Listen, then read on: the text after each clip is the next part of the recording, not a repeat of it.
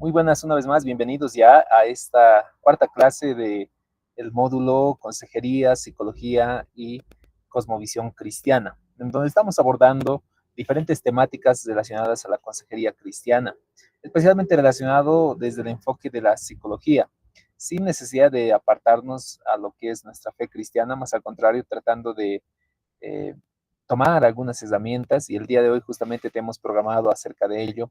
Hemos ido revisando ya durante estos 3 días anteriores algunas bases bíblicas, algunas experiencias bíblicas, algunos principios bíblicos de lo que involucra la consejería cristiana. Y el día de hoy también vamos a conversar, ahora sí, con un poquito más de, eh, ¿qué sería? De profundidad o de manera especial acerca de lo que es la psicología involucrado en los casos individuales, casos de pareja y casos también familiares.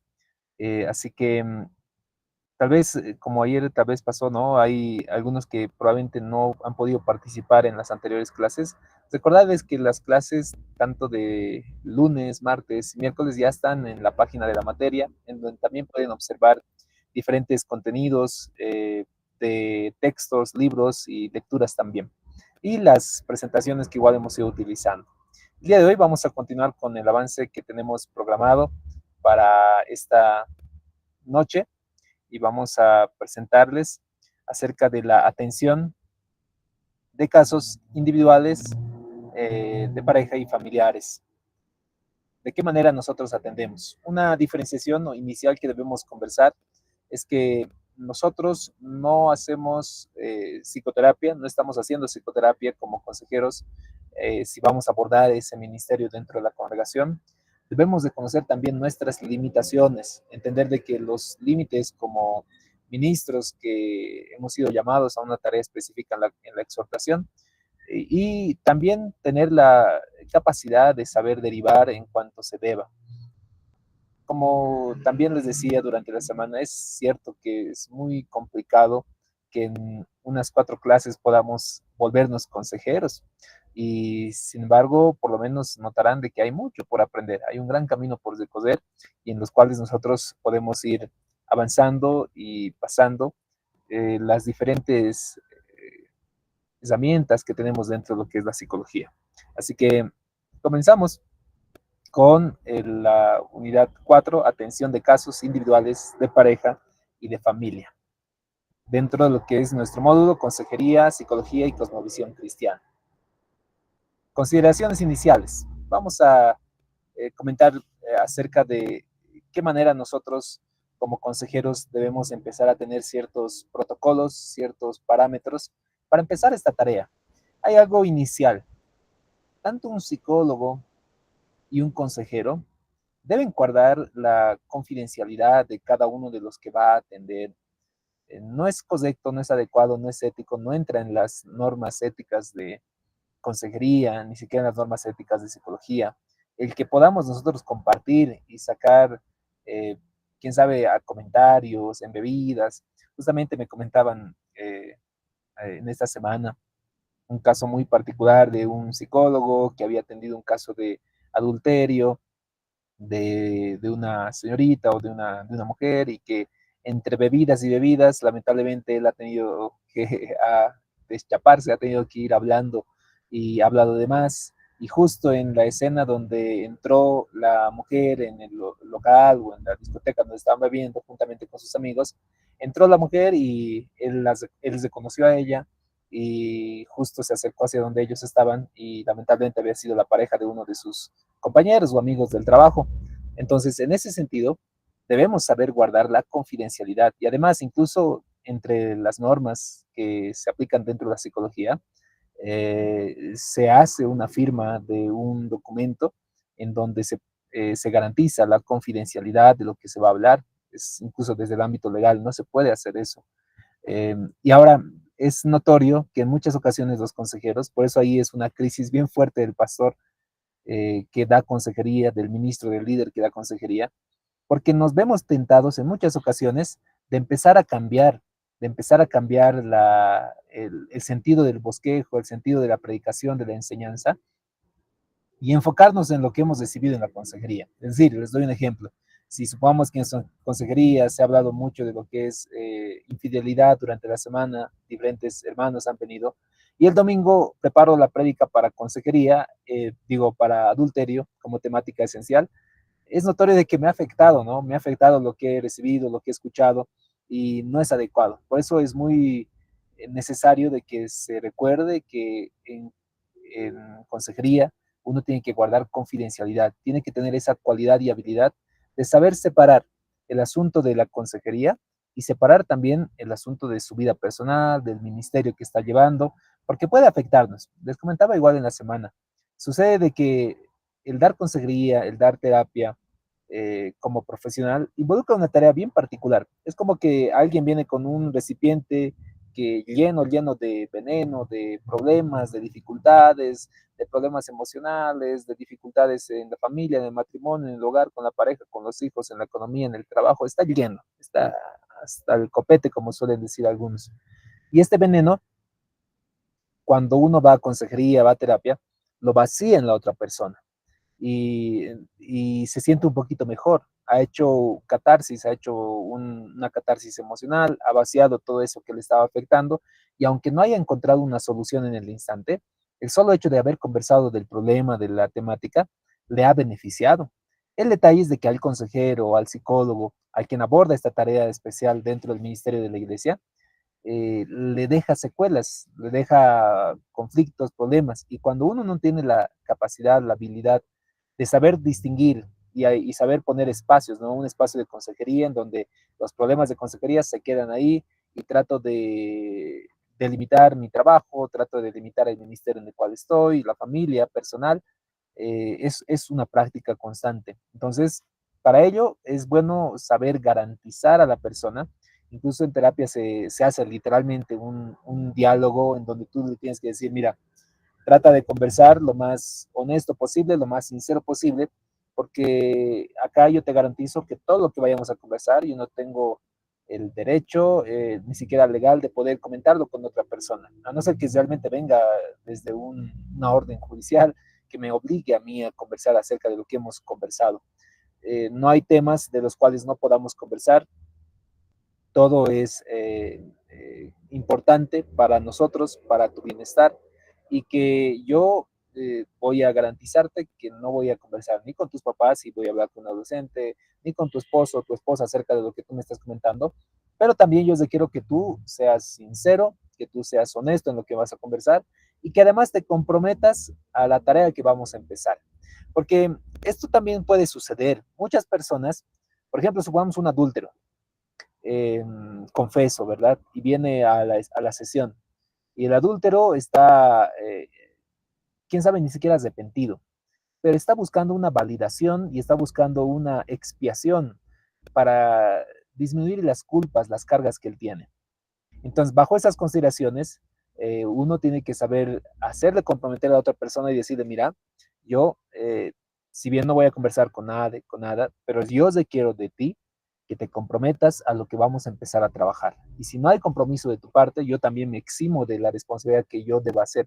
Les doy el caso, supongamos que el adúltero viene confeso al consultorio y te dice, pastor, líder, maestro, consejero, cual sea el nombre que les vayan a dar, y les dice, mire, pastor, yo desde hace tiempo estoy saliendo con alguien que no es mi esposa y eso realmente me está afectando mucho, yo me siento mal y si es que ni siquiera ha llegado a un punto de arrepentimiento, va a empezar a culpar a la otra persona.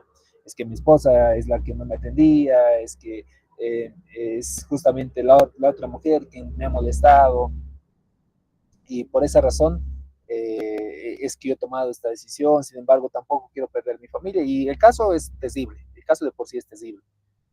Pero en esa razón, y se le dice, no, yo voy a guardar confidencialidad de lo que estamos hablando, sin embargo, yo espero el compromiso tuyo para empezar a trabajar en lo que tú estás haciendo mal, confrontarlo con el pecado que está llevando. Como dice ahí tal vez justo el comentario que daba, ¿no? Es aceptar y reconocer sus errores y no culpar al otro. Es justamente eso. Uno cuando ya ha asumido el pecado, cuando ya ha asumido su error, cuando ha asumido lo que está mal, entonces recién tiene la posibilidad de empezar a trabajar.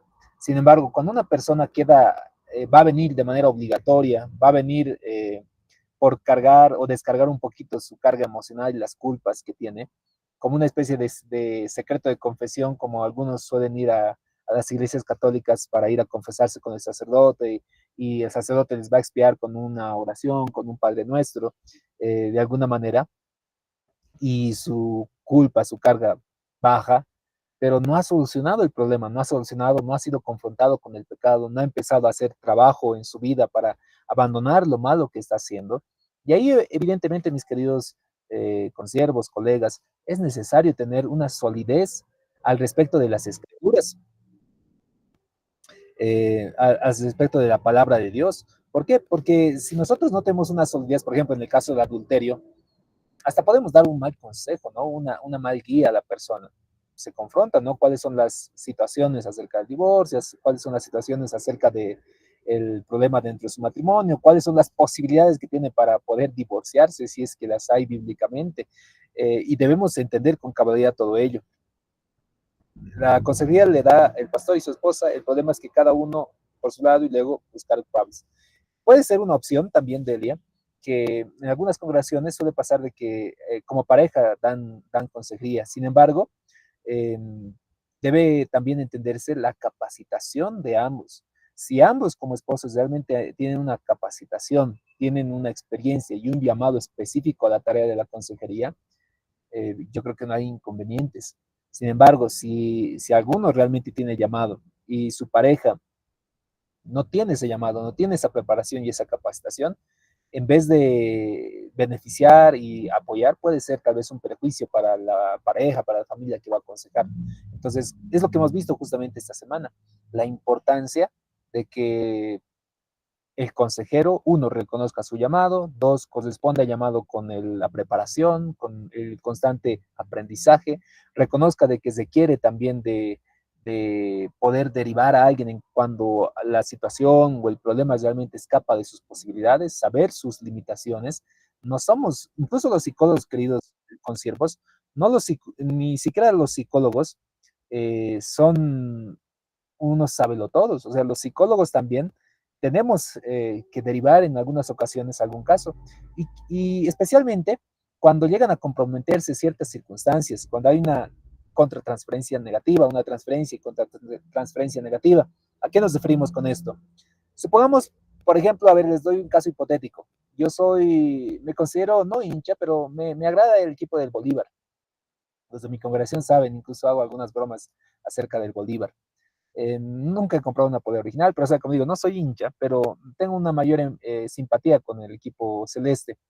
Supongamos que a sesión viene un jovencito con una polera negro y amarillo, con unos aretes además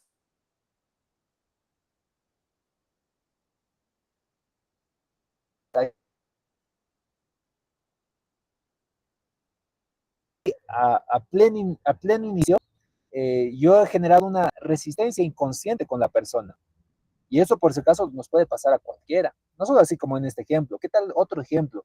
¿Qué tal el otro ejemplo en donde tal vez uno es varón y viene a consejería una joven, una señorita, y quién sabe, el varón es soltero o incluso casado, y la joven, la señorita, pretende, quién sabe, ni siquiera es creyente, pretende incluso seducir o molestar o hacer caer a la persona o al consejero.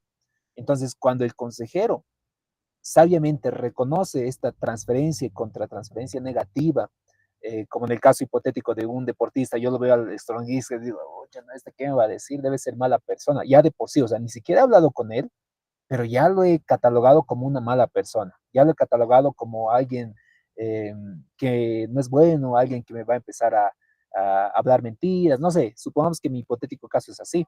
O en el otro caso también, si veo que la señorita es alguien que empieza a insinuarse de una mala manera, de forma inadecuada, entonces cualquier profesional, incluso un psicólogo, tiene que aprender a derivar ese caso porque se ha perdido la objetividad de la sesión, se ha perdido la imparcialidad, la neutralidad dentro de lo que va a ser el espacio terapéutico, en este caso el espacio de consejería.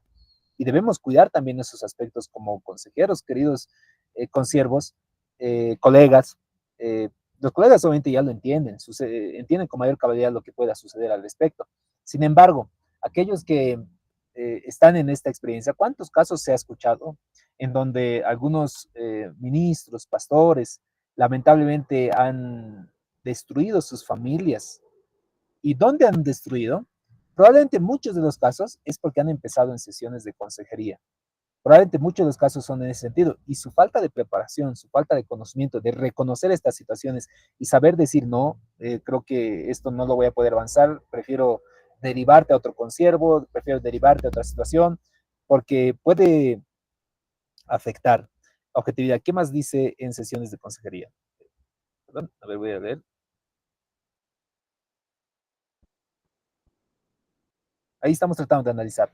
Entonces, como decía, se pierde, recordemos, mis queridos consiervos, creo que algo que hemos hablado, eh, se pierde la objetividad en el hecho de que la psicología es una ciencia.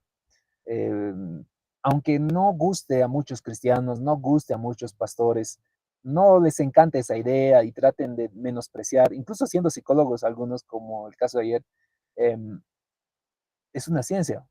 O sea, no podemos negar esa realidad, no podemos negar esa realidad que ya son más de 150 años más o menos, en donde ya la psicología está en universidades, está en diferentes instituciones. Entonces, como cualquier ciencia, se tiene que ser siempre bien objetivos dentro de lo que va a ser el espacio terapéutico, el espacio de consejería. ¿Y a qué nos referimos al ser objetivos? Son conductas medibles, son conductas que se pueden predecir. Ahí es donde nace la psicología como ciencia, cuando se hace experimentación y se puede tratar de predecir la conducta humana. No manipular, sino predecir lo que puede suceder en grandes probabilidades. Entonces, como decía, cuando en consejería yo he ido notando, digamos, como consejero, de que me desagradan las personas que tienen aretes y aretes en la nariz, y ya de por sí, cuando el joven vino a consejería, yo ya he tenido una especie de contacto negativo con él, he dejado de ser objetivo. ¿Por qué? Porque mi prejuicio, mi malestar, hace que yo lo vea a él con una carga negativa, lo vamos a poner así, ¿no? Con una perspectiva diferente, con una mirada diferente. Lo mismo pasa, quién sabe, con casos que podemos identificarnos, quién sabe, uno de nosotros ha vivido en un contexto de maltrato físico, golpizas y algo así, y eso no lo hemos sanado inclusive. Por eso un consejero, un terapeuta, tiene que llegar a escarbar mucho dentro de su vida y si no bien ser perfecto, porque nadie es perfecto en conducta, en aspectos, solamente el Señor, eh, pero tiene que empezar a sanar aquello por lo cual ha pasado, ¿no? Si ha pasado dificultades en la vida, ha sufrido bullying. Y si podamos, imaginen este igual caso hipotético. El psicólogo, el consejero ha sufrido mucho bullying, muchos cristianos hemos sufrido mucho bullying, y quién sabe, no hemos sanado. Y viene a consejería un joven diferente y empieza a tener culpa y carga, porque ahora que está en Cristo, eh, se ha dado cuenta que lo que hacía estaba mal y golpeaba a los jovencitos y les quitaba sus mochilas y sus útiles y todo ello. Entonces yo hago un recuerdo de mi vida y lo veo a esta persona como es una mala persona o quién sabe lo veré con misericordia. En lo posible, en lo posible, un consejero tiene que tratar de mantener una neutralidad. Incluso les conversaba esta semana que incluso en el aspecto del rostro, pónganse en la situación. Otra vez, un caso hipotético en donde viene un joven o una señorita que tiene conflictos de identidad de género y el joven manifiesta el caso que les comentaba ayer, hipotético, ¿no? En donde el joven dice, desde hace tiempo salí con mis amigos y he tenido un gusto por alguno de ellos, esto me afecta mucho mal, me hace mucho mal a mí, pero yo quiero seguir en la iglesia, pero estas dudas no me dejan seguir. Entonces, si yo tengo un prejuicio fuerte con el grupo LGTB, y de por sí me genera una repulsión. Y no solo por el asunto del pecado, porque pecados hay muchos, ¿no? El homosexualismo es pecado, el alcoholismo es pecado, la persona que miente ha pecado, el adúltero es pecado. Entonces, pero tengo una carga especial con los homosexuales. Algo en mí, algo en mis pensamientos, en mis prejuicios, hace que yo deteste a ellos. Y viene a consejería uno de ellos, he perdido la objetividad, no lo voy a atender como regularmente puede atender a otras personas. Y debo aprender a reconocer eso y decir, bueno, me gustaría ayudarte, eh, pero creo que conozco a un especialista, conozco a alguien que realmente te va a ayudar y yo te voy a dar el seguimiento, que es justamente el segundo paso, ¿no? Yo te voy a dar el seguimiento para que puedas alcanzar esa rehabilitación. Porque algo que hemos quedado en esta semana, queridos consiervos, es que el asunto de un problema, una dificultad, un trastorno, una situación de salud mental, regularmente el origen viene desde la caída del hombre, viene en la decisión, viene en la condición del pecado, y es algo que como ministros tenemos que tener mucha claridad. Tenemos que tener la claridad, uno, para distinguir lo espiritual de lo psicológico, distinguir el pecado de lo que involucra en las personas como una afección fisiológica, psicológica, y es nomás algo para lo cual tenemos que prepararnos. A ver, decía ahí la pregunta, debemos ser objetivos y saber cuándo derivar. Correcto, esa es una necesidad, esa es una necesidad urgente para muchos pastores, porque cuidado, pastor, que siervo, que pueda ser que te está pasando, que en sesión uno ya hace sesiones particulares, hace sesiones privadas, de consejería, y empieza a tomar ciertos cafés y sale de la sesión y luego empieza a pasarse de los límites de lo que involucraba una consejería cristiana honesta.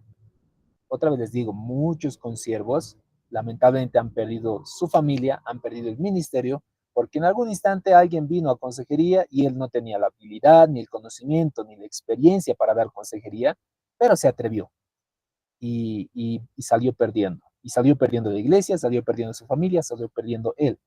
Entonces tengamos cuidado, no es tomarlo a la ligera este tipo de asuntos. Entonces, si yo de manera honesta reconozco que ha habido eh, una transferencia, una contratransferencia negativa entre ambos, debo empezar a decir, bueno, yo te voy a ayudar, tengo ese compromiso de ayudarte y te voy a dar un seguimiento además, pero considero de que tú debes, te voy a delegar o te voy a derivar a un gran profesional.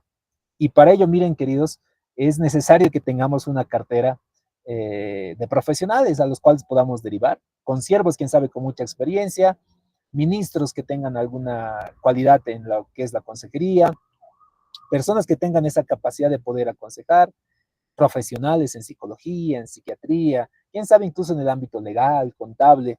A veces pasa de que como pastores nos creemos muy autosuficientes y todopoderosos y no es así. Debemos ser honestos, somos seres humanos también, tenemos nuestras limitaciones en conocimientos, en habilidades. Y si yo sé que no tengo la capacidad para aconsejar a alguien que está atravesando una situación difícil, pero me voy a hacer a los astutos, me voy a hacer a los expertos, probablemente vaya a acabar mal la situación para mí y también para la otra persona y eso no es justo. Así que tengamos esa cualidad. Guardemos siempre esa confidencialidad. Dar un seguimiento también es un compromiso que debemos tomar como profesionales, como consejeros, porque no podemos dejar también en un sentido, a no ser que la persona realmente haya abandonado las sesiones por su propia voluntad y haya decidido tal vez ni siquiera tomar las consideraciones. ¿Bajo qué circunstancias puede llegar a generarse un abandono de ese seguimiento? Uno, cuando la persona realmente diga, pastor, gracias, he alcanzado ya el objetivo que tenía planeado, estoy mucho mejor conmigo, o estoy mucho mejor con mi familia, o estoy mucho mejor con mi pareja. Otra consideración es cuando la paciente o el paciente no está cumpliendo con las tareas y espera una especie de sanidad milagrosa de lo que está pasando. No hay esa disciplina, no hay ese compromiso. Entonces, obviamente, es un trabajo que es un tiempo invertido. Y eso es algo importante. El tiempo no vuelve, el tiempo no lo recuperamos. Entonces, es bueno considerar también esa situación. La flexibilidad, otra característica inicial que debemos también considerar como consejeros. ¿A qué nos referimos con flexibilidad? En el hecho de que todo lo que yo aplique para esta pareja que tiene conflictos de matrimonio, probablemente no vaya a ser muy útil para la otra pareja, porque son diferentes, tienen culturas diferentes, valores diferentes, experiencias diferentes, tienen situaciones en las cuales han atravesado de manera diferente y eso hace que tengan una propia necesidad y una manera de aprender y una manera de cambiar también. Quién sabe, algunos de manera sobrenatural van a tener un cambio por la obra y gracia del Espíritu Santo, pero quién sabe, algunos realmente requieren un seguimiento, tareas específicas, precisas para apoyar. Entonces, como consejeros debemos también ser flexibles y no rígidos incluso en el seguimiento que vayamos a ir tomando. En ocasiones puede pasar de que solemos ser muy rígidos y pasa muchas veces eso con muchos consejeros y eso puede generar un malestar también a la persona. El mismo método no siempre funciona y es bueno ir agasando herramientas, métodos, estrategias para que podamos de alguna manera ayudar con mayor eficacia a la familia y a la persona. El derivar, otra situación acerca de los resultados, por lo menos debe considerarse de que ningún caso es regla, es norma. Cada persona evoluciona de diferente manera. El, y aquí incluso vemos hasta en el aspecto médico, ¿verdad? No muy atrás aquí en el 2019-20, donde vino la pandemia, en donde literalmente a algunos la vacuna les ha hecho mucho bien y les ha favorecido en gran manera. Y literalmente en otros, al parecer, la vacuna les ha hecho mucho mal y no les ha favorecido, incluso les ha debilitado a tal grado que han perdido la vida. Notan de que nuestros cuerpos inclusive son diferentes, son variados, y en el aspecto de la evolución en lo cual tenga para su rehabilitación, es variable también. Hay quienes literalmente en cuestión de semanas se encuentran otra vez renovados, enfocados una vez más, y hay quienes les pasa meses, les pasa mucho tiempo. Incluso acerca del duelo hay muchas teorías. Hay teorías que dicen que literalmente el duelo puede atravesarse en 3 meses, algunos dicen 6 meses, algunos dicen 40 días. Son teorías que hablan, pero ¿por qué hay tantos números? Porque el ser humano es complejo, es diverso. Por eso la flexibilidad de saber esperar, pero apoyar y dar seguimiento a la persona. Por último, ahí el derivar, otra vez hacer el énfasis en la necesidad de derivar a las personas que están atravesando conflictos. Sepamos derivar. Y para ello construyamos una pequeña carterita de profesionales a los cuales podamos derivar. Si algún instante me dice pastor, porque esa es a veces la tarea de consejero como pastor, ¿verdad? Viene el hermano y te dice, pastor, me quiero comprar una casita, pero dice que tiene problemas su papel, no sé qué hacer, pastor. ¿Será que puedo comprar o no puedo comprar?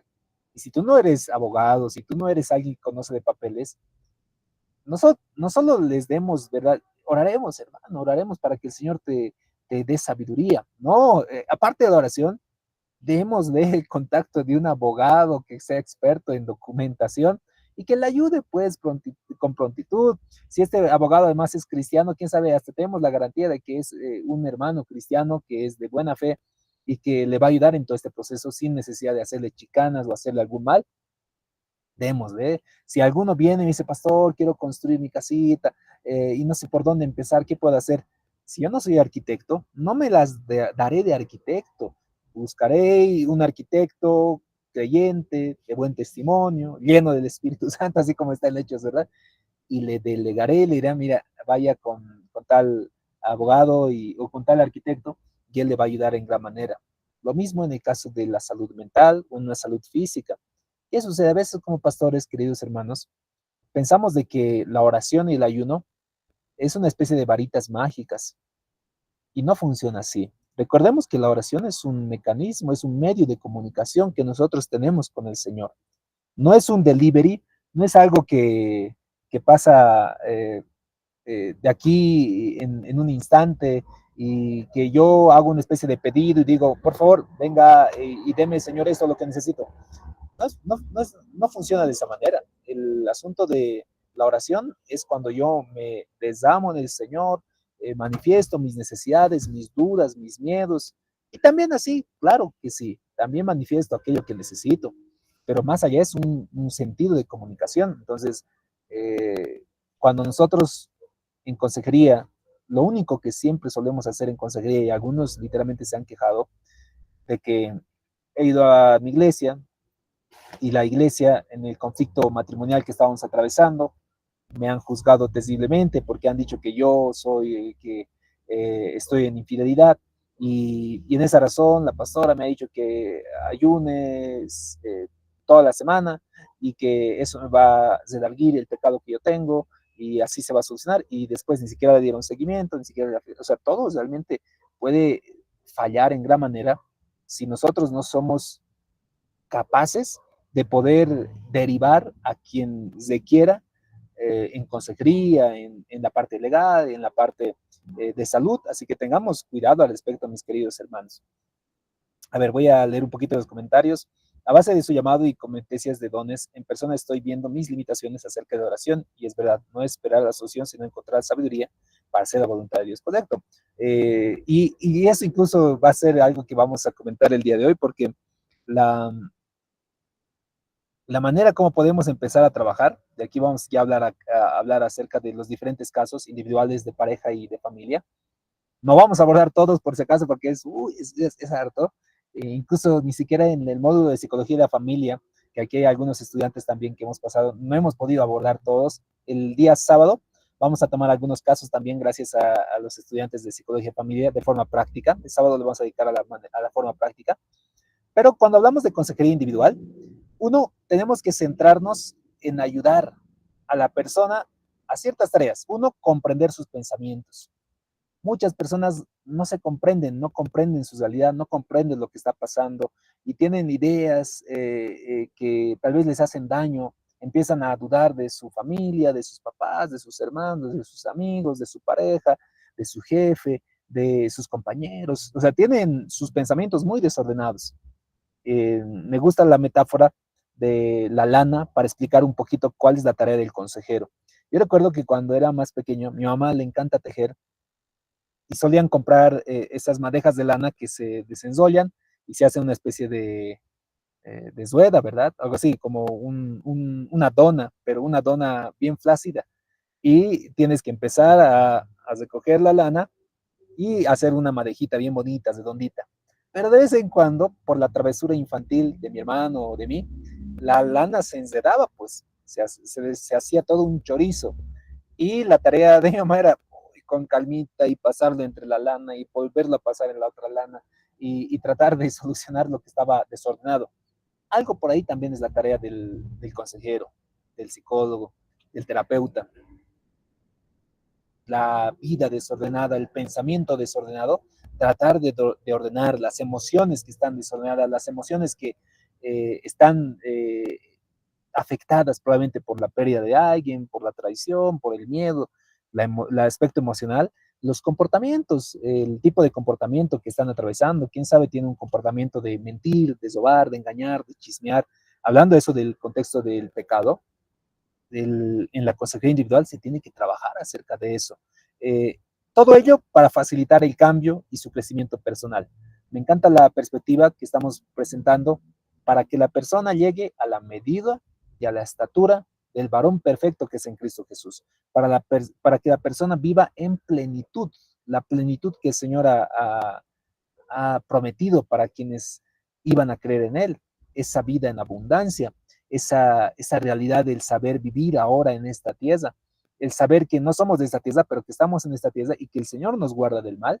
Esa es la realidad del poder buscar o del poder ayudar de manera individual a muchas personas. Y aquí, por si acaso, hay que ser en ciertos aspectos delicados. Acá por lo menos recomendarles, ¿no? Hay psicólogos infantiles. Creo que con un niño hay que tener mucho cuidado.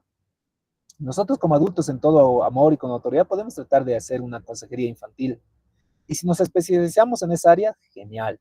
Pero no hay muchos especialistas en psicología infantil. Es un trabajo muy delicado porque los niños contienen sueños, contienen esperanzas, también contienen miedos, dudas y a veces traumas generados por los adultos.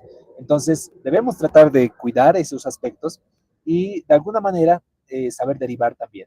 Ahora, en consejería individual, hay muchos casos que pueden ser tratados de manera sencilla en consejería, ¿no? Casos de situaciones que nosotros hemos vivido y que podemos tratar de apoyar a través de las escrituras, como hemos visto en esta semana, ¿verdad? Hay que tratar desde buscar casos bíblicos, historias bíblicas, metáforas bíblicas, que eso a un creyente por lo menos le genera tranquilidad. Es lo que esperamos, ¿no? Finalmente, como cristianos, habrán notado de que muchos cristianos que no van a psicología o no van al psicólogo, es porque tienen miedo, porque se les ha metido la idea de que los psicólogos son ateos, son brujos, son adivinos, son gente que manipula, no son ni siquiera ciencia, y son muchas mentiras que se han abordado sobre la psicología.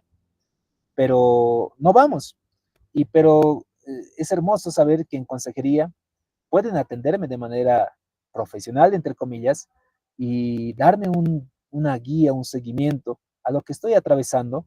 Y qué lindo saber que también van a utilizar las escrituras, la palabra, bases bíblicas para poder hacer esa tarea de consejería. Entonces, ¿qué podemos hacer? Algunas sugerencias para el trabajo de consejería individual. Uno, la escucha activa. Muchas veces la gente lo único que a veces inicialmente necesita es que se les escuche. Y eso a veces suele ser suficiente. Cuando estamos cargando tanto a nivel emocional, estamos cargando tantas dificultades en el trabajo, en la familia, con los amigos, en la economía, con la política, con el equipo de fútbol, todo eso se suma. Y a veces lo único que queremos es ser escuchados. Porque vamos a familia y en la familia nos vienen con reclamos. Voy al trabajo y el jefe me viene con reclamos. Voy a la iglesia y el pastor me tiene con tareas. Voy a ver mi partido para que mi equipo gane y mi equipo pierde. Todo está acumulado. Entonces, lo único que quiero es que me escuche alguien. Eh, y a veces eso es escucha activa. Es saber escuchar con tranquilidad a la persona y poder dar una retroalimentación de lo que he escuchado. Y incluso en esta era de comunicación, pocos escuchan con cabalidad. La mayoría de nosotros interrumpimos para tratar de solucionar rápido. La mayoría de nosotros interrumpimos para defendernos, para tratar de buscar otro camino, otra respuesta. Escuchen, aprendan a escuchar de manera efectiva y a veces la persona, el joven, la señorita que está atravesando un conflicto, el solo hecho de escucharlo baja una gran carga de la tensión emocional del conflicto que está atravesando. Y hasta tal vez no puedas tener una solución, porque a veces hay cada caso que pueda venir a consejería, casos que literalmente te destrozan por dentro, te hacen mucho mal a ti, o sea, no un mal negativo, ¿verdad? Sino te afectan emocionalmente, pero no puedes quebrarte ahí y llorar en el instante. Y ahí a veces es una acusación que se hace a los psicólogos, ¿no? ¿Por qué los psicólogos no lloran cuando escuchan mis problemas? He visto una vez un TikTok, porque no podemos darnos ese lujo, pero a veces estamos llorando por dentro de haber escuchado toda la historia de vida que ha atravesado la persona y no lloramos porque queremos darle calma en medio de esta tempestad. Queremos mostrarle de que estamos nosotros al mando de poder ayudarle, de ayudarle a encontrar un buen puerto, de ayudarle a encontrar un buen lugar en donde pueda descansar emocionalmente, donde pueda ser reconfortado, darle esa paz que solamente el Señor le puede dar, la paz que el mundo no entiende. Pero si yo me pongo a llorar, o me pongo a gritarle, o a reñirle y a regañarle, voy a perder ese caso individual. Hay la terapia cognitiva conductual. En psicología hay varias escuelas, como ahí igual mencionaban, ¿verdad? Hay muchas escuelas o enfoques de psicoterapia, conductista, conductual, gestal, psicoanálisis, son varios, humanista. Eh, Hasta pareciese que son como los cristianos, los cristianos evangélicos que nos dicen que nos dividimos y dividimos y dividimos, ¿verdad? Hemos empezado una iglesia y mi iglesia se ha entrado en conflicto y dos familias se han separado y ahora han creado la iglesia, los auténticos hermanos de Cristo. Y se han dividido ellos y han creado otra iglesia y han creado a los hermanos de Cristo la verdad. Y así empezamos. Y los psicólogos de alguna manera igual han ido presentando enfoques. No significa que ninguno de ellos sea el correcto eh, o el más correcto. Creo que debemos ser muy holísticos en la presentación y saber, como diría Pablo, rebuscarlo todo, saber detener lo bueno y tratar de ver también esa posibilidad. Personalmente, creo que la terapia sistémica es una opción muy interesante para trabajar en el contexto cristiano, porque habla de lo que son los sistemas. En la iglesia nosotros también entendemos de que la familia es un sistema. Al referirnos del sistema entendemos de que si en un sistema como un engranaje, como un reloj, un engranaje empieza a fallar, todo el reloj empieza a dañarse y todos los engranajes empiezan a dañarse. Si en el sistema en el cual yo estoy, mi familia, como marido, como esposa, no cumplo los roles que yo tengo, no cumplo las tareas que yo tengo, Entonces, este sistema empieza a frenarse, empieza a dañarse. Esta perspectiva, por lo menos, me parece muy adecuada porque calza con muchos principios que tenemos dentro de la Iglesia cristiana. No es la única, creo que podemos ir abordando otras técnicas de las diferentes escuelas, por eso aquí ponía como nota la terapia cognitivo-conductual, porque a veces nosotros tenemos ideas, pensamientos como creyentes, como personas, y a veces esas ideas y esos pensamientos no son los adecuados, no están correctamente elaborados. Y acá probablemente por nuestra ignorancia, por nuestro miedo, por nuestro desconocimiento, en, en muchas ocasiones, por ejemplo, el asunto de la muerte, el asunto del pecado, son a veces ideas desestructuradas que ocurren dentro de la iglesia cristiana, porque no se tiene una buena teología al respecto. Muchas congregaciones, porque están empezando, porque tal vez no tienen un gran avance, un gran recorrido como congregación, eh, su teología del pecado, amartología, o la teología de la muerte, tanatología, no está bien desarrollada, es más, es bien improvisada, y eso les genera muchos miedos acerca de la muerte, por ejemplo, cuando tienen dudas de si mi mamá está o no en Cristo, pastor, y eso le ha llevado a tener depresión, y no tiene una gran claridad acerca de la muerte o acerca de su salvación. No sabe si realmente es una nueva criatura, está en Cristo, tiene miedo acerca del pecado, y dice, ¿qué tal, pastor, si hoy día me muero y me siento pecadora todavía, no me siento bien? Y están con esas luchas tan terribles que pueden afectarles. Entonces, desde el enfoque cognitivo-conductual, se trata de desestructurar ese pensamiento que tenía en algún instante y darle una estructura más cabal, más formal, eh, y tratar de cambiar desde esa perspectiva la conducta que tiene. Y es hermoso, por lo menos en la experiencia, de ver esa realidad, cuando una persona pensaba algo, creía algo, y entra una especie de lucidez y hasta queda, y es como que siento una paz, porque ahora ya entiendo mejor.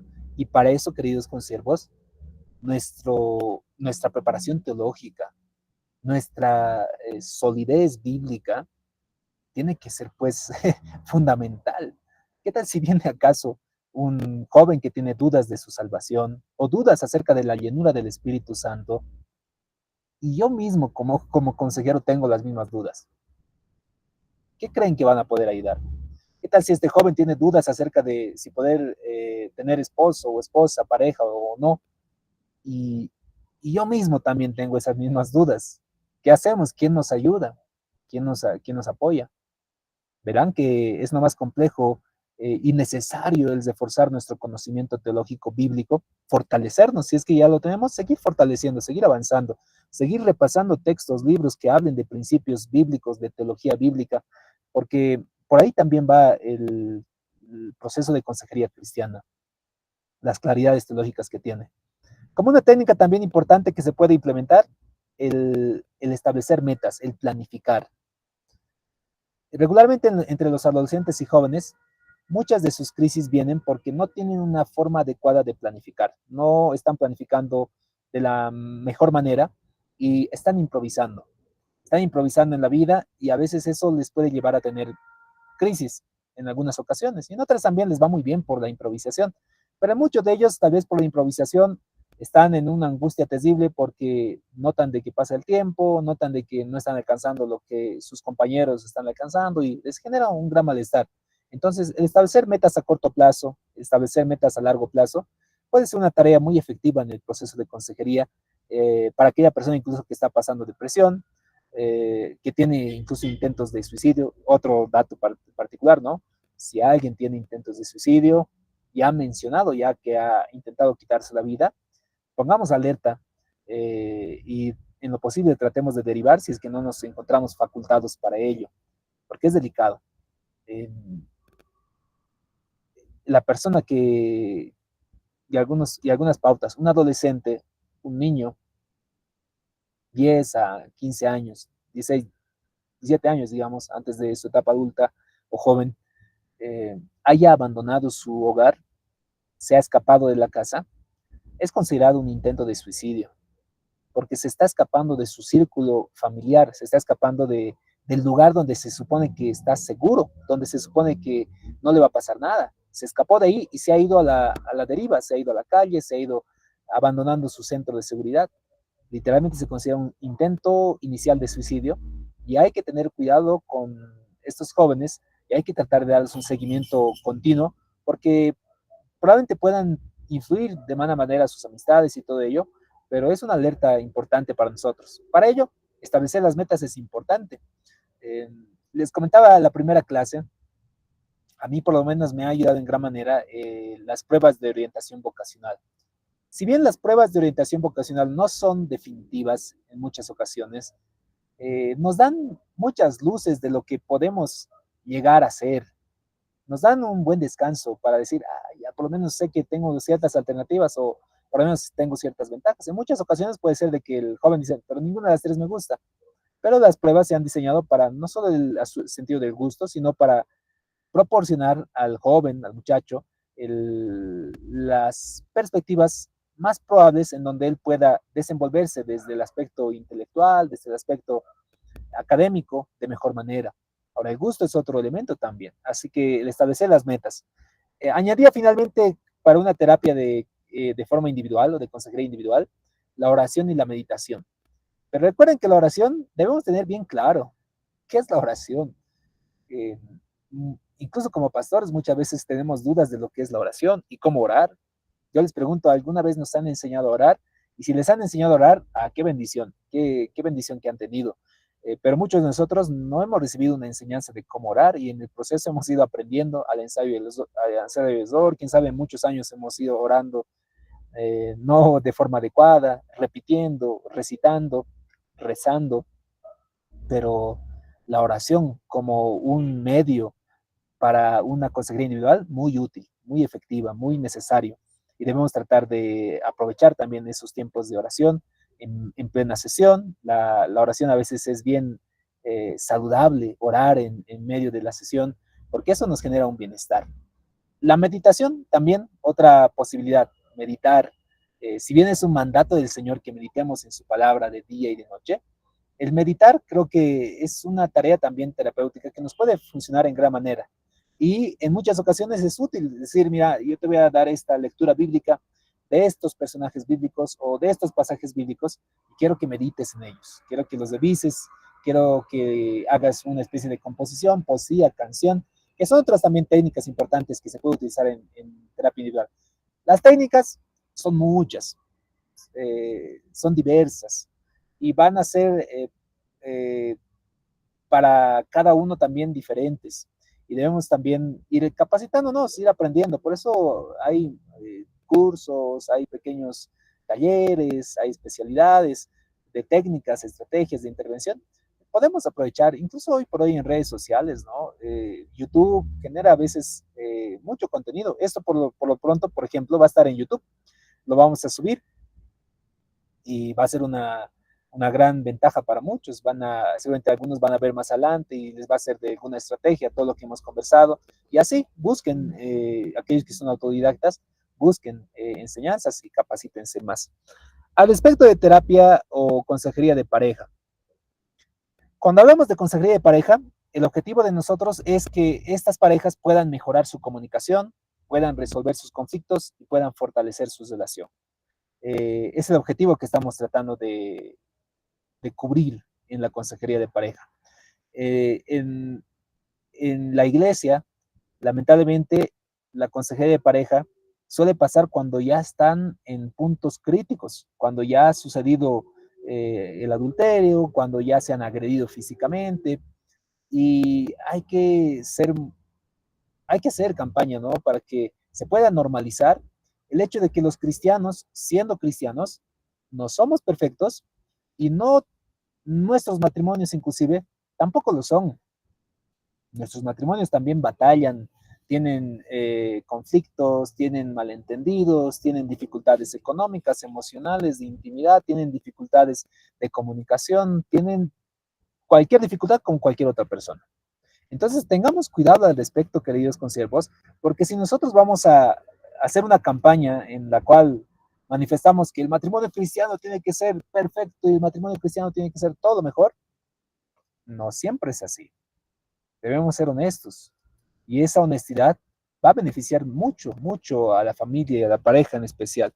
Entonces, algunas sugerencias como técnicas de consejería en pareja. Uno, evaluemos la relación. ¿En qué situación se encuentra su relación? ¿Cómo están? ¿Cómo se encuentran en ese instante que han llegado a consejería? Tomen en cuenta, en el contexto cristiano, llegamos a consejería cuando ya están quemando las papas, como dicen algunos, cuando ya se nos ha escapado de las manos, cuando incluso a veces es irreversible.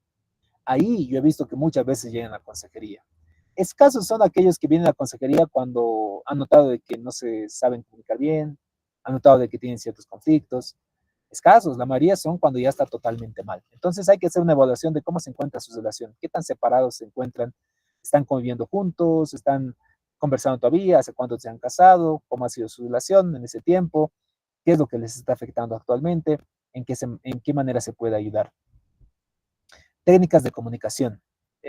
Tratemos de aprender algunas técnicas importantes de comunicación para que por lo menos en pareja puedan comunicarse de mejor manera. La escucha activa otra vez va a ser una técnica importante para la pareja. Enseñarles a ellos a saber escucharse. Eh, Tal vez lo han visto esto en películas, pero es muy efectivo, por lo menos en consejería y en terapia, es que la pareja pueda repetir lo que la otra persona ha dicho y recién poder decir lo que quiere en ese instante. Por ejemplo, si empezamos con escucha activa, obviamente se tiene que poner parámetros para la sesión, para la consejería, decirle, este es un lugar privado, es un lugar en el cual vamos a conversar, pero este lugar lo vamos a conversar con respeto. Nadie se grita, nadie se insulta y vamos a hablar con ciertas normas, ciertas reglas. Y una regla es que vamos a hablar así. Hablamos y la otra persona responde repitiendo lo que ha escuchado y recién va a volver a hablar. Por ejemplo, la persona está hablando y dice, mira, yo quiero decir que mi esposo es una mala persona porque mi esposo no me escucha cuando yo le hablo. Siempre está distraído, siempre está ahí en su trabajo, siempre llega cansado. Totalmente es una mala persona y ya estoy cansada. ¿Ok? Te toca hablar a ti. Bueno, a ver, yo he escuchado que tú me dices que yo soy una mala persona, que llego cansado, que no te escucho, que siempre estoy trabajando, que siempre estoy ahí distraído, me parece. Sin embargo, quiero decirte que es cierto, sí, si bien estoy trabajando, pero lo estoy haciendo también por ti, por la familia, porque quiero que tú también puedas tener aquello que deseas. Sé que me estoy esforzando de alguna manera y me gustaría también que tú valores ese mi esfuerzo. Ella vuelve y dice, te toca, bueno, yo he escuchado que sí, tú estás trabajando y que te estás esforzando porque también quieres darme a mí. Yo entiendo esa situación y quieres que valore tu esfuerzo. Pero yo quisiera, y ahí miren, en ese instante de intercambio de comunicación, eh, incluso hay sanidad en esos instantes porque a veces cuando discutimos no escuchamos a la otra persona, no estamos atentos a lo que está diciendo ni a lo que está hablando. Entonces debemos tratar de empezar a cambiar esa situación. También buscar algunas estrategias de resolución de conflictos, pues caso técnicas de comunicación, hay muchas, hay diversas también. De resolución de conflictos, así también hay diversas maneras de resolver conflictos. Muchos de nosotros no sabemos resolver conflictos y huimos del conflicto. Muchas parejas tienen conflictos porque se han acostumbrado a escapar y huir, tienen una comunicación pasiva-evasiva y empiezan a dañarse huyendo porque cuando ya llega un punto de colmar a alguien, la persona que ha ido huyendo, explota, porque no ha sabido resolverlo en su momento. Y los conflictos se resuelven de una manera específica y hay que saber recomendarles, ¿no? Uno, ¿quieres resolver un conflicto? Ok, busquen un lugar donde van a resolver el conflicto. Además, en los conflictos, sepan diseñar o sepan comunicarse con escucha activa. Si quieren resolver el conflicto, enfóquense en el conflicto, no en otros problemas. Aquí un ejemplo. Si estamos hablando del conflicto de que estás trabajando mucho y que eso me estás denegando, entonces enfocamos en eso. Y si alguien empieza a derivarse, pero tú siempre has sido así, porque tu familia es así.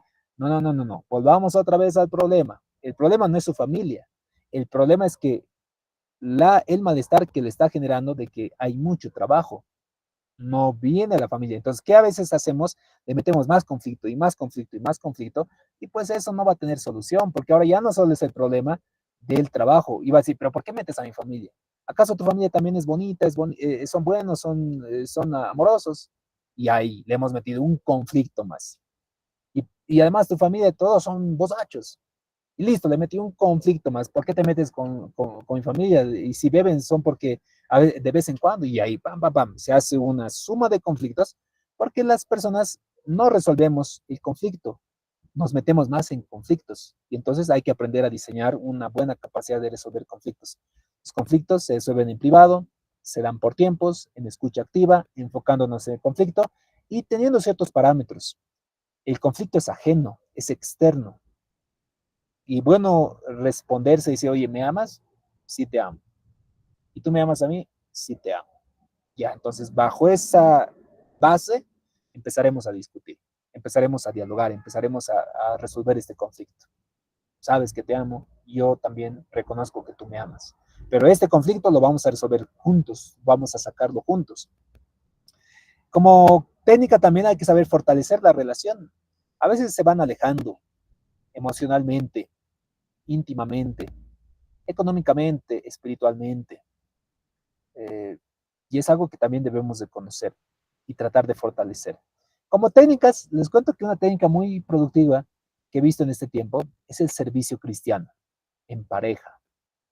Si bien, si es que no tienen un asesoramiento, pueden generar conflictos a la pareja, pero si están con un seguimiento y un asesoramiento, les comento que el servir en medio de la congregación con mujeres, yendo a orar a los hospitales juntos, puede ayudarles a ver también una nueva realidad de pareja y eso puede ser un gran apoyo.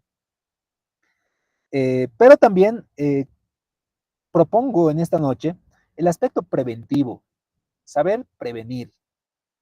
Es el mejor camino para el conflicto de pareja. Y acá debo hacer una acusación fuerte, mis queridos consiervos, acá sí hay pastores y también sacerdotes. Es lamentable de que muchas parejas, el porcentaje de parejas que se divorcian actualmente es similar al porcentaje de parejas que se divorcian, sean cristianos y evangélicos. Y algunas estadísticas mencionan que es alrededor del 50% de parejas divorciadas que se han casado. ¿Qué implica? Que de este año, si en tu congregación hay una pareja o 3, 4 parejas que se han casado, probabilidades de que 2 de ellos se divorcian, hay. ¿Y cuál es mi hipótesis, por lo menos la que propongo y la que estamos también trabajando aquí en la unidad de investigaciones universitarias? Es el asunto de la consejería prematrimonial. Personalmente es un aspecto que estoy profundizando en gran manera, puesto que la consejería prematrimonial es muy escasa en las iglesias cristianas, católicas, evangélicas, pentecostales, neopentecostales. En muchas de ellas la consejería prematrimonial es muy escasa. Y confundimos la consejería prematrimonial con presentarles principios bíblicos de lo que es el matrimonio. Meditamos un poquito de Génesis, meditamos un poquito de Efesios y leemos un poquito de Cantares también. Pero no abordamos los temas que se podían haber prevenido en la etapa de noviazgo. Se podía haber conversado en la etapa de noviazgo, pero por el hecho de que tomamos muy a la ligera el asunto de la consejería prematrimonial, hay muchos matrimonios que lamentablemente están pasando conflictos que podían haberse recibido o debatido mucho más antes. Acá les tengo una pequeña propuesta. Si alguno de ustedes es editor, me va a ayudar en gran manera. Hay un texto que estoy promediando más o menos para diciembre el poder publicarlo. Es un libro de consejería prematrimonial eh, que he ido diseñando en estos años, donde recopilando información, algunos textos igual que hablan sobre consejería prematrimonial y abordando algunos temas que considero que son necesarios. Si alguno por si acaso tiene una editorial o algún contacto editorial, me sería en gran manera, a ver si nos podemos contactar. ¿Qué es lo que propongo? Y por lo menos va a servir para ustedes también como para reforzar su consejería prematrimonial en sus congregaciones. Este librito, por si acaso, es un libro con tareas específicas para los novios, donde tienen que cumplir las tareas, tienen que investigar, tienen que hacer ciertas redacciones, ciertas confesiones, y para tratar en lo posible de disminuir los conflictos en el matrimonio. Uno, se tiene que hablar evidentemente de las bases bíblicas del matrimonio, claro que sí, es la parte esencial del matrimonio. Tengo que saber qué dice el Señor sobre el matrimonio. También tengo que hablar acerca de lo que es la relación de pareja. Tengo que saber ¿Cómo es su relación de pareja como novios? ¿Cuánto tiempo están? ¿Qué han hecho en ese tiempo? ¿Cuáles son sus necesidades, sus expectativas? Como otro punto, expectativas y anhelos dentro de su relación. ¿Por qué quieren casarse? Muchos de los jóvenes suele ser un propósito de su matrimonio el aspecto de intimidad, nada más. ¿Y qué pasa si ya no hay intimidad en pareja? ¿Se separan? ¿Ya no conviven? Entonces tiene que conversarse sobre esos aspectos dentro de lo que es la pareja para que no existan conflictos en el matrimonio. Entonces, es bueno hablar acerca de sus expectativas y anhelos, acerca de la sanidad espiritual, se habla en lo que es la relación de pareja, qué batallas están llevando, cuáles son sus anhelos como matrimonio, qué es lo que esperas tú de él, qué es lo que esperas tú de ella, que tienes que trabajar también. ¿Qué es el amor para ellos? ¿Qué involucra el amarse? ¿Qué involucra el que tengan ese vínculo afectivo que Dios también lo ha establecido? ¿Cuáles son sus metas y roles para el matrimonio? Acá se habla mucho también. ¿Qué roles van a tener? ¿Quién va a proveer en el hogar? ¿Van a trabajar los dos? ¿No van a trabajar? Si van a tener hijos, no van a tener hijos. ¿Quién va a ser el cuidador de los hijos o ninguno de ellos va a cuidar? ¿Cuántos hijos van a tener? ¿En qué tiempo los van a tener? ¿Dónde van a vivir? Esas metas y roles se tienen que establecer prematrimonialmente. No les tiene que sorprender el matrimonio. Sobre su comunicación, ahí es donde tienen que hablar también acerca de lo que están ocultando, las estrategias de comunicarse mejor, qué es lo que tal vez han ido pasando que consideran que deberían enterarse la otra persona. Importante también hablar sobre los suegros, la familia y las amistades. Otro aspecto importante en la etapa prematrimonial. ¿Qué va a suceder con los suegros? ¿Van a vivir en la casa de los suegros? ¿Van a compartir todavía con ellos? ¿Van a tratar de apartarse de ellos? ¿Dónde van a pasar Navidades? Son cosas que deberían delimitarse antes del matrimonio. ¿Qué es de su familia? ¿Cómo van a organizar su familia? ¿Cuántos hijos van a tener? ¿En qué tiempos van a tenerlos? ¿Cómo van a ser sus amistades ahora que tienen amigos? ¿Van a seguir compartiendo con sus amigos o no? Hablar también acerca de la luna de miel y la boda, que es igual algo que no se conversa mucho en consejería prematrimonial. No les da una buena guía acerca de su relación de matrimonio para el día de su evento, de su boda. Que tomen en cuenta eso, solo es un evento. La esencia del matrimonio, del sacramento que Dios ha establecido, involucra buscar la bendición de Dios para este matrimonio, para esta pareja, para que Dios los bendiga. Y esta bendición implica que se puede hacer en un gran local. Esta bendición se la puede hacer en una gran catedral, como en una pequeña capilla, como algunos lo hacen también en un pequeño jardín. El asunto es que yo decido buscar con mi novio, con mi novia, la bendición de Dios y que el Señor bendiga mi matrimonio. Y también así hacerles reflexionar sobre la necesidad del gran evento. Muchas parejas empiezan separándose por su fiesta de bodas y eso por donde los padres todavía quieren seguir influyendo. Es un conflicto para muchos, se endeudan literalmente por esa razón. Hay que saber conversar de eso para que no sea un problema. Las finanzas, sí, es un asunto también para, perdón, ahí tal vez la corrección, es un tema que se tiene que conversar también, la finanza de la pareja. ¿Quién va a proveer? ¿Cómo van a gastar su dinero? ¿Cuánto dinero necesitan para ahorrar, para comprarse su casita? ¿Cuánto dinero necesitan para si van a tener hijos? Se tiene que explicar también el asunto de la responsabilidad bíblica para poder proveer también a su hogar, para poder bendecir también a la iglesia, para saber emprender. Acá por lo menos se habla acerca de el diezmo, pero también acerca del 90. En la iglesia tenemos muchas prédicas sobre el diezmo, muchas prédicas escuchadas sobre el diezmo, pero poco hablamos acerca del 90. ¿Qué tiene que hacer la iglesia con el 90? ¿Cuánto de ello tiene que usar? ¿Cuánto de ello tiene que invertir? ¿Cuánto de ello tiene que gastar? ¿Cuánto de ello tiene que prever para su salud, para su educación, para su formación, para sus hijos, para sus gastos? No hablamos del 90 y es importante hablar. Y por último, la educación sexual, que tampoco se habla en consejería prematrimonial. Y la enseñanza, o por lo menos el aprendizaje que tienen, es desde la pornografía, es desde la televisión, desde las redes sociales, y muchas veces no es la saludable ni es la adecuada y les afecta en el matrimonio.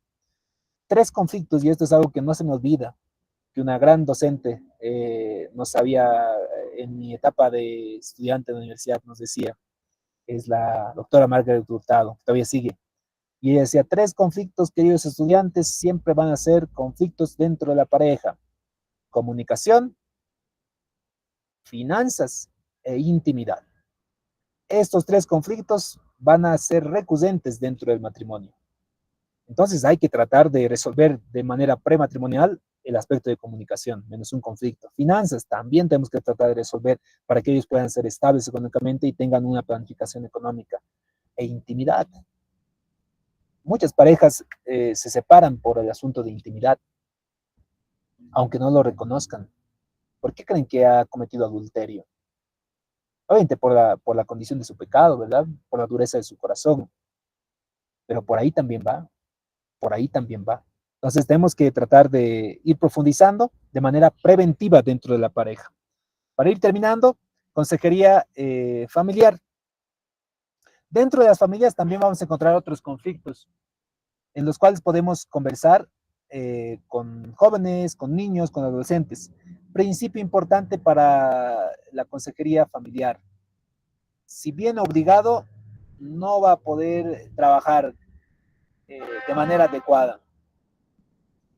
Si alguien viene obligado a consejería, especialmente con los adolescentes, con el esposo, con la esposa, eh, probablemente no va a ser efectivo esa relación de consejería. Debemos tratar de precautelar esos aspectos y ver de alguna manera cómo puedan venir y reconocer que están haciendo mal. Les decía esto, ¿no? El adúltero que ha cometido adulterio, si no reconoce su pecado, si no reconoce que ha hecho mal, entonces obviamente no hay mucho donde trabajar. Si cree él que el culpable es su esposa, que el culpable es su esposo, el culpable es el varón o la mujer que le ha tentado, y no reconoce que él es el culpable, que él ha cedido, que ella ha cedido, no hay mucho donde trabajar. Entonces, en la familia hay muchos casos que se van a hablar y el objetivo es tratar de entender y manejar las dinámicas familiares que tienen y tratar de promover un ambiente saludable dentro de su hogar para que tengan armonía. Algunas técnicas y recomendaciones que se pueden hacer.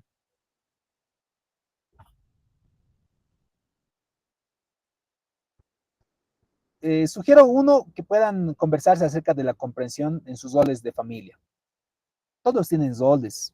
Bíblicamente Dios ha establecido roles para cada uno, para los hijos, para los padres, para el esposo, para la esposa, para la familia en sí. Entonces debemos de conocer los principios bíblicos acerca de los roles que hablan dentro de la familia. Ayudarles en su cohesión familiar, en su unidad familiar, para que puedan ser un equipo, una familia, una unidad familiar. Es triste, como dice en el Salmo, ¿no? Qué hermoso es ver cuando los hermanos están juntos en armonía. Y en ese lugar hay bendición del Señor. Y cuando no hay armonía, cuando hay división, cuando hay conflictos, evidentemente es algo muy preocupante, muy triste, muy desmoralizador para cualquier persona. Entonces hay que ayudar como familia también. Apoyarles en su resolución de conflictos, ayudarles a entender que tienen que enfocarse en el conflicto, no en la persona, tienen que reforzar el apoyo dentro de ello. Por último, apoyo en crisis. Tratemos de apoyar también en crisis. Por ejemplo, en el duelo, es una tarea importante del consejero, de ayudarles a entender la muerte, la pérdida de alguien, ayudarles de alguna manera. Entonces, vemos de esa forma cómo nosotros podemos ir abordando diferentes aspectos de forma individual, de pareja, de familia, y, y en ese sentido, reconocemos de que es amplio, reconocemos de que es un trabajo muy amplio para conversarlo, para dialogarlo en medio de la familia, en medio del hogar, en medio de la pareja. Y eso nos da una gran carga, una gran responsabilidad de capacitarnos, de seguir aprendiendo, de seguir reconociendo nuestras limitaciones y profundizando sobre todo. Hasta ahí, queridos consiervos, no sé si tienen algunas preguntas. Voy a leer a ver los comentarios. Gracias por comentar. Yo sé a ver desde dónde no hemos leído. Lo vamos a ir revisando, ¿no? En hipótesis, vamos a ver.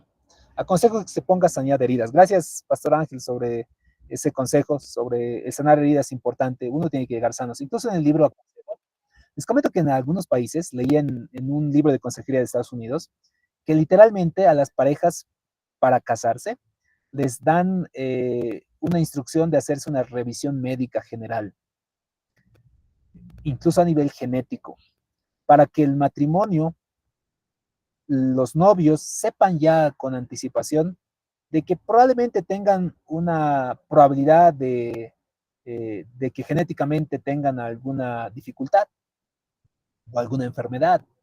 Y eso por lo menos ya les hace entrar en conciencia y dicen, yo a pesar de ello, a pesar de este diagnóstico, yo te amo y quiero casarme contigo. Cosa que si aparece eso en el matrimonio, es razón de conflicto y dice, mira, ¿por qué no me has dicho más antes? No me hubiera casado contigo y todo ello. Entonces es bueno, es una manera de hablar. A ver, ahí los principios fundamentales para el hogar, encontrado en Génesis 2:24. El tema financiero está ahí, Pastora Rocío. El penúltimo, finanzas, ahí está. A ver, ¿hay alguna pregunta? Tal vez hay alguno que quiera preguntar. Ruth Betsaida, ¿cómo, Buenas cómo está? noches. Buenas. Tenía una consulta, ¿no? Hace tiempo, ya el año pasado fue, yo soy líder en mi congregación y bueno, tuve un caso de un embarazo de una menor de edad.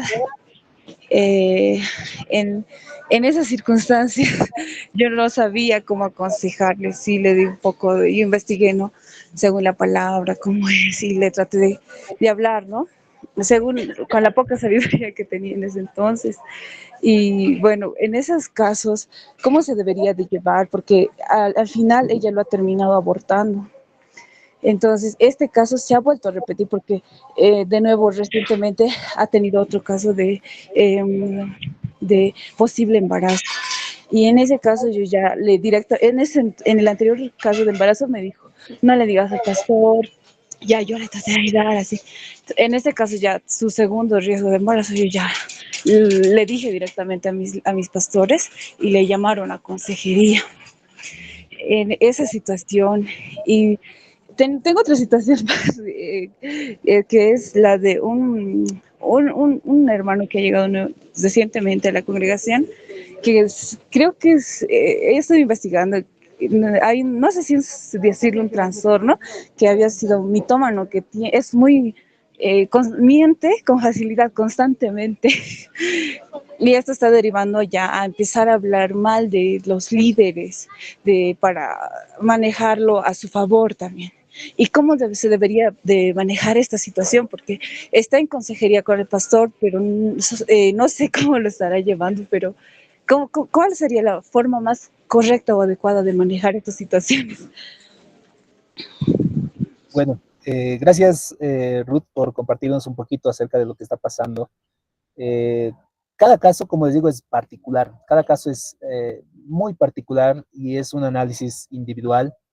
Eh, en el caso por lo menos inicial, la persona que al parecer es recusante, ¿no? De alguien que tiene relaciones sexuales prematrimoniales, entendiendo uno de que eso es pecado en un contexto de la iglesia. Uno, la confrontación con el pecado creo que es inicial.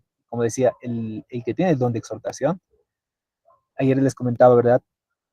Te exhorta, pero eso te lleva a cambiar, eso te lleva a destructurar lo que tú hacías. En cambio, alguien que no tiene este llamado te exhorta y te haces renegar, te vuelve más rebelde, como que quieres darle la contra. Entonces, al respecto, creo que es importante reconocer y abordar eso de uno, desde el enfoque del pecado, la confrontación y el reconocimiento del que está mal. Y segundo, darle el seguimiento de lo que está haciendo, darle el seguimiento de lo que está atravesando a nivel personal, porque al parecer está tratando de llenar un vacío desde el punto de la intimidad. Hay un vacío de afectividad y que lo está resolviendo con intimidad. Entonces habría que conversar desde dónde viene ese vacío, a qué causa se debe. Si puede este vacío, y lo podrá seguramente, encontrarlo en Cristo. Al parecer incluso habría que conversar un poco acerca de su realidad en Cristo, de su identidad en Cristo, para poder mejorar. Acerca del otro, el asunto de la mitomanía es un aspecto muy dedicado también a tratarse, es ya un aspecto patológico, es un trastorno dentro de lo que es la psicología, incluso debe hacerse ya una derivación, considero yo, porque hay situaciones que dentro de la iglesia lo consideramos y decimos, no, hermano, ya deja de mentir, pues, ¿qué te está pasando? Que podemos considerarlo un aspecto espiritual, como un demonio de mentira, pero en muchas ocasiones esto lleva a un cuadro clínico, médico probablemente, y hay que saber analizar de forma particular también el caso y ver desde cuáles son las raíces, cuál es el sentido de la mentira, qué es lo que quiere ir resolviendo al respecto dentro de sí, qué dudas quiere ir resolviendo para ir asegurándose a través de la mentira. Eso. Marco Antonio, ¿cómo estás? Buenas. Buenas Marco. noches. No sé si me escuchan. Sí, te escucho, Marco. Ah, ya. Bueno, pastor, muchas gracias.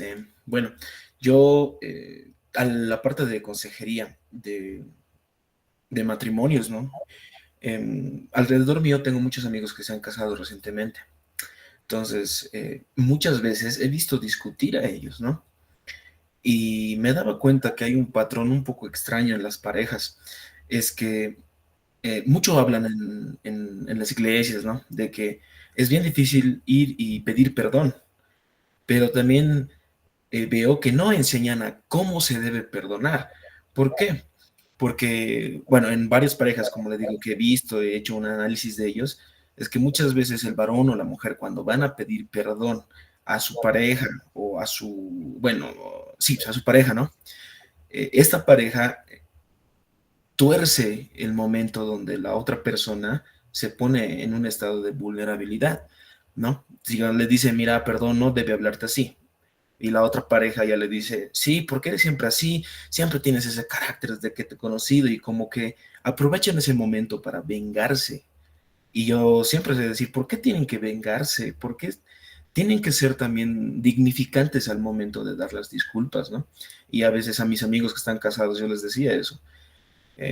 No tienes que aprovecharte cuando el otro viene a pedir perdón. Ya sabes que es difícil ir a pedir perdón, pero en ese momento no hay que utilizarlo como un momento para desahogarse de problemas que tengan guardados por ahí, ¿no? Simplemente Amén. es hablar el conflicto, resolverlo y ya.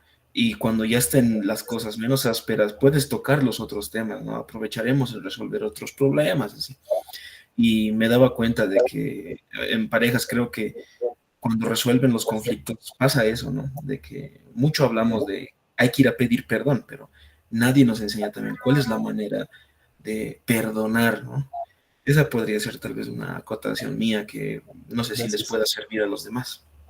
Muchas gracias, Marco Antonio. Es cierto que hay muchas áreas que no se nos ha enseñado, no hemos recibido capacitación y enseñanza.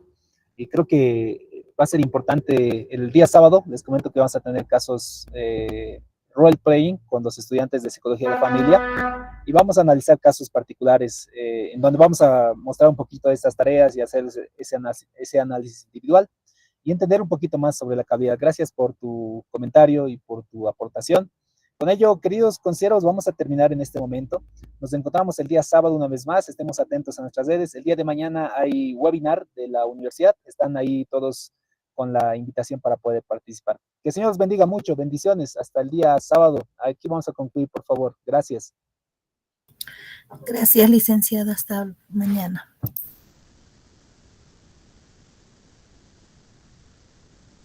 Muchas gracias, pastor. Bendiciones.